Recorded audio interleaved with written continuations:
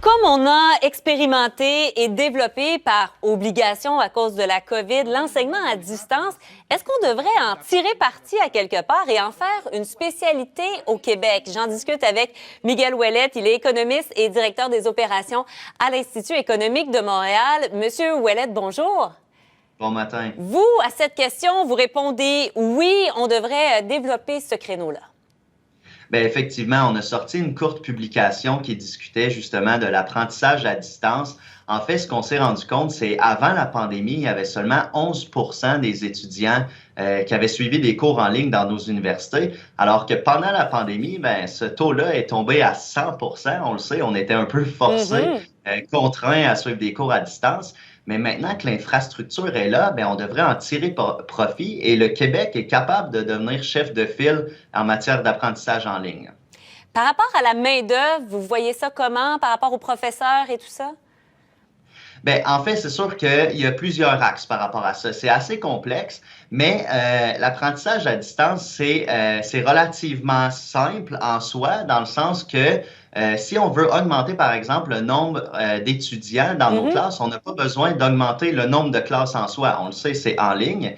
Donc ça joue un peu avec le contrôle des coûts. Les dépenses publiques en éducation, depuis maintenant 15 ans, sont un peu hors de contrôle. Les dépenses ont augmenté de 40% si on tient compte de l'inflation, alors que le nombre d'étudiants, lui, a augmenté de seulement 20%.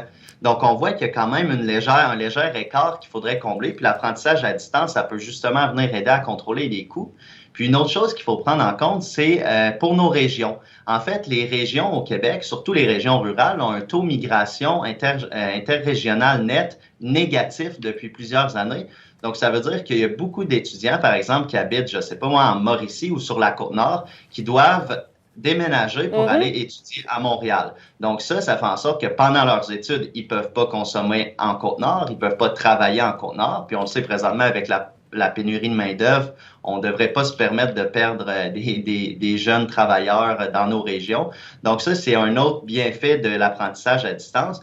Puis le dernier qu'on voit aussi, c'est des avantages non financiers. Donc, bien entendu, les étudiants qui peuvent rester dans le confort de leur maison pour faire leurs cours, c'est super. Les professeurs qui peuvent avoir plus d'étudiants, mais avec les mêmes outils pédagogiques, ça aussi, c'est un avantage non financier pour les professeurs. Ouais.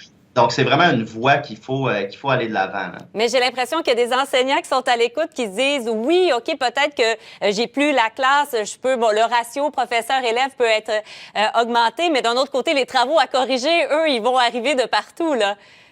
Bien, effectivement, mais c'est sûr, moi-même, je suis enseignant au HEC, puis on le voit présentement avec les outils qu'on a développés en ligne. Par exemple, les quiz qui se font vraiment tout en ligne.